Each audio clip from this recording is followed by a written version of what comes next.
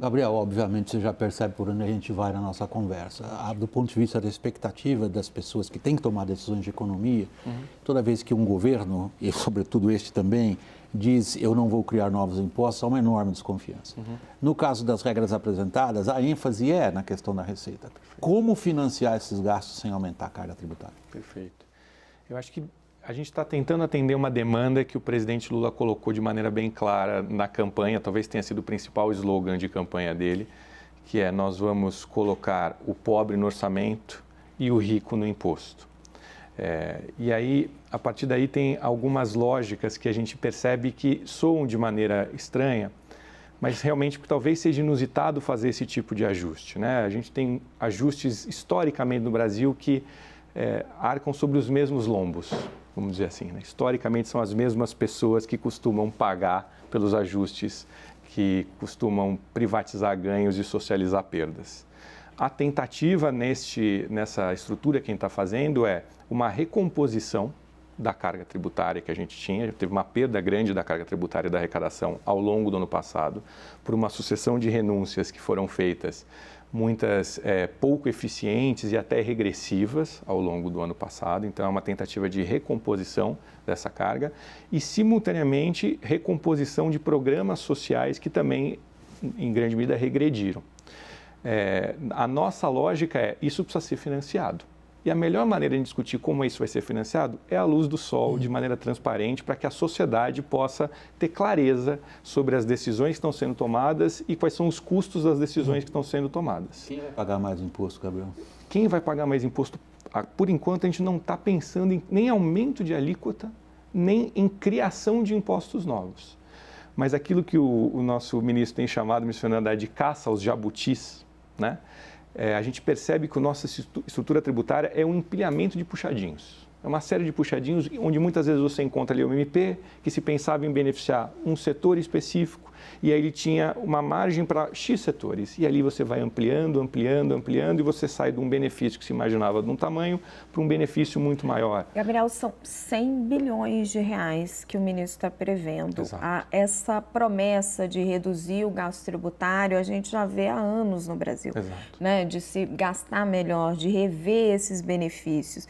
Certamente vocês já têm algumas coisas na cabeça. Com certeza. Quais são os benefícios que vocês imaginam que podem ser revistos a despeito de todos os lobbies que a gente sabe que vão agir? Você tem razão em todos os pontos. O primeiro ponto é dizer assim, a gente já tem um pacote que a gente imagina que monta justamente esses valores, né, para a gente poder apresentar, e a gente sabe que agora esse é o ponto crítico do programa do arcabouço fiscal, ou seja, a gente apresentar algo crível sobre a questão das receitas. Esse é o próximo ponto a gente atacar, com certeza.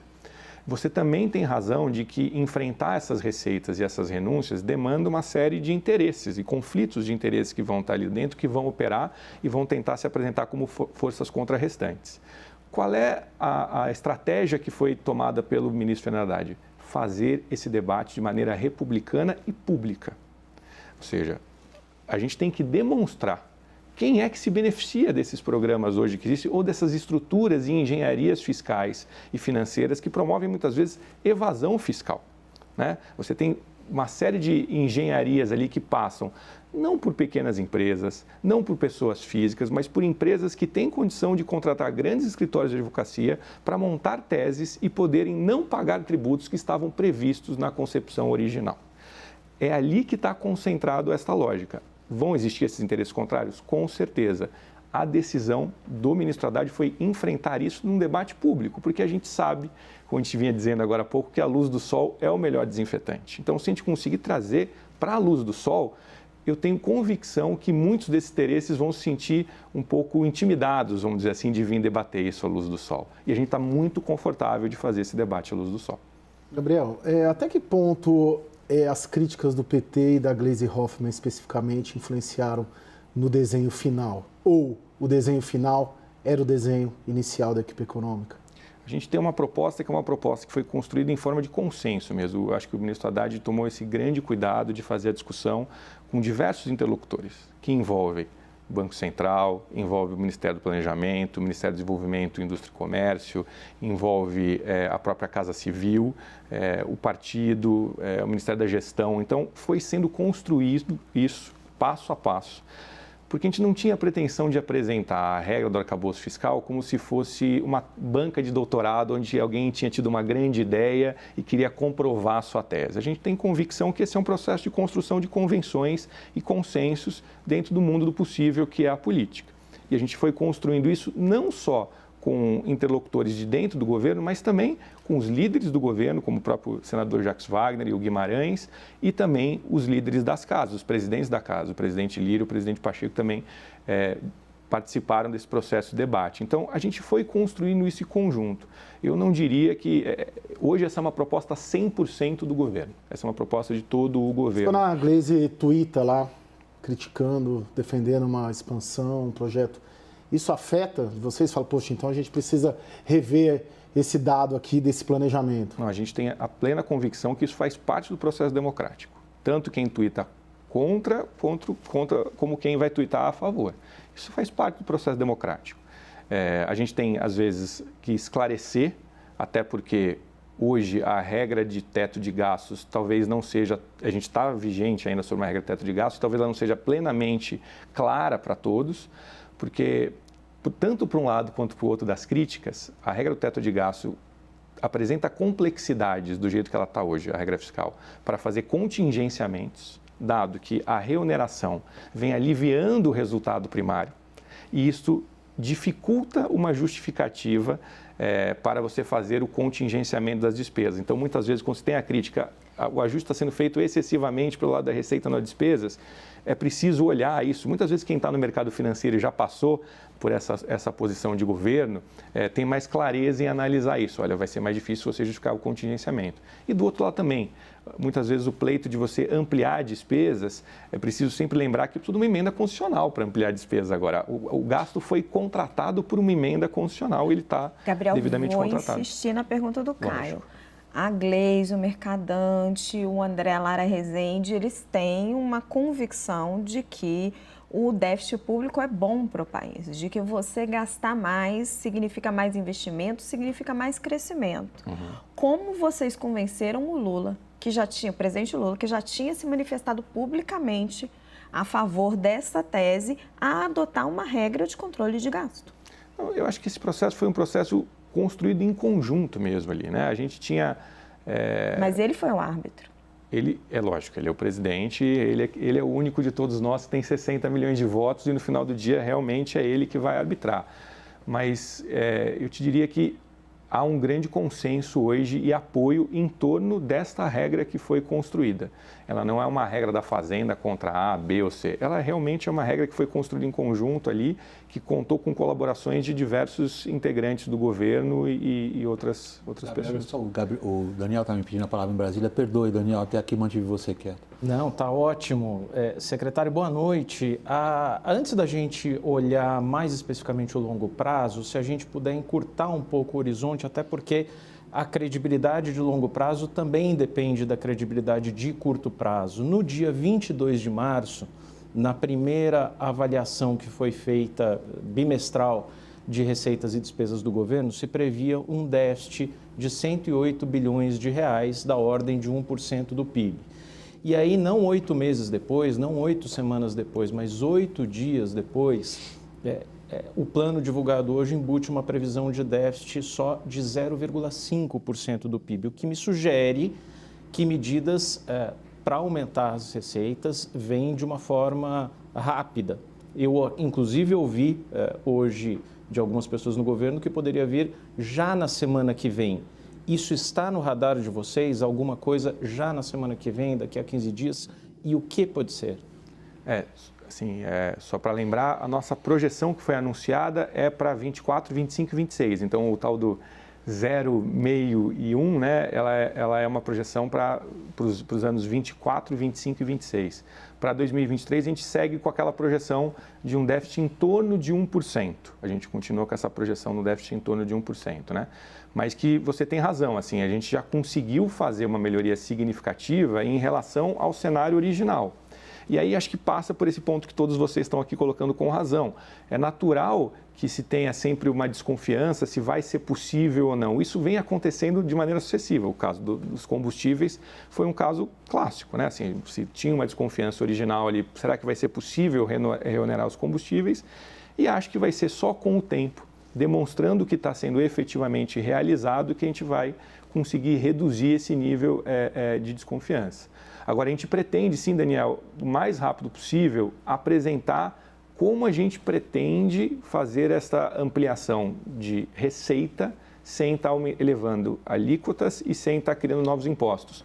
Só uma coisa, William, assim, sobre a questão de criar novos impostos, precisa fazer uma segregação com, por exemplo, novas atividades. O que eu quero dizer com isso? Vou dar um exemplo aqui que tem um nome às vezes horrível de explicar, mas é porque quando eu sinto o nome que parece ser mais simples, muita gente se compreende de maneira equivocada, chamado apostas de cotas fixas, que são basicamente essas apostas esportivas que a gente vê por meio digital. Essa é uma atividade que não está regulamentada no país, que todos os agentes que desempenham essa atividade pedem para serem devidamente regulamentados e que, ao ser regulamentada, vai passar a ser tributada. E aí vai gerar uma fonte de arrecadação nova. Então, existem coisas que não são só jabutis, mas também regulamentação de novas atividades. Gabriel, deixa eu só pegar do ponto de vista mais abrangente essa questão de sair do déficit e ir para o superávit. Nós estamos falando de alguma coisa, depende dos cálculos, mas eu acho que as pessoas em geral concordam que nós estamos falando de 3% do PIB de diferença entre sair do déficit e ir para o superávit. Isso é considerado por os especialistas em contas públicas extraordinariamente ambicioso, se não quase impossível. É algo como 300 bilhões de reais hoje, 400 bilhões, depende das contas. O mínimo que se considera é 300 bilhões. Alguns gestores de investimento de fundos chegam a falar em 500 bilhões, num prazo de 3 anos, de 4 anos. Isso não está fora da realidade? Não, eu acho que, primeiro, do jeito que o mercado reagiu hoje, eu sempre gosto muito do momento onde a gente vê os preços. Eu gosto muito desse ditado de botar a sua boca onde o dinheiro está, como dizem os americanos. Então, quando a gente vê a reação do mercado hoje, uma bolsa que passou boa parte do dia acima de 2%, fechou próximo a 2%, um dólar cedendo e todos os vértices de juros longos cedendo, que essa é uma boa fonte de percepção de risco, inclusive das prés, o que significa que a expectativa de inflação implícita também está cedendo. Eu acho que é difícil a gente dizer que não teve uma boa aceitação por parte da maior parte do mercado sobre o arcabouço. Simultaneamente, a gente viu manifestações muito positivas, de Febraban ao PT. A gente viu notas oficiais positivas sobre o arcabouço fiscal. Então, acho que, tanto do ponto de vista do mercado, onde está o dinheiro, quanto declarações de opiniões, a gente viu manifestações favoráveis.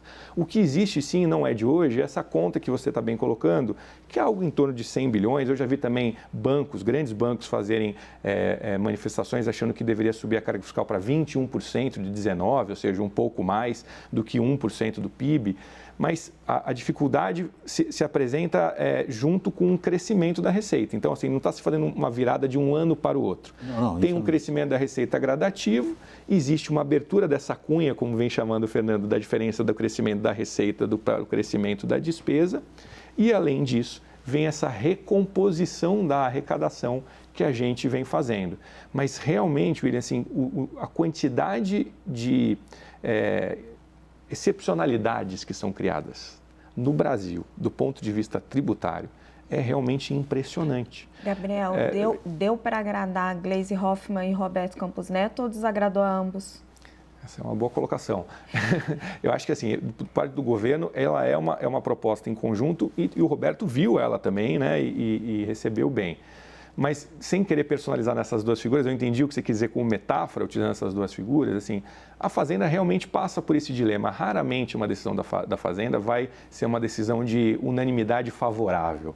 Porque a economia é o que a gente chama de trade-off, né, de trocas. Ou seja, cada escolha vai ter algum tipo de reação que não vai ser exatamente a positiva, vamos dizer assim, né? A nossa função é não deixar acontecer uma unanimidade negativa nesse processo. Então, se alguém tivesse ficado muito contente de um lado ou de outro, provavelmente provavelmente não teria errado. Eu acho que esse é um pouco do caminho do meio que a gente busca. Mas Gabriel, eu posso só complementar nesse ponto.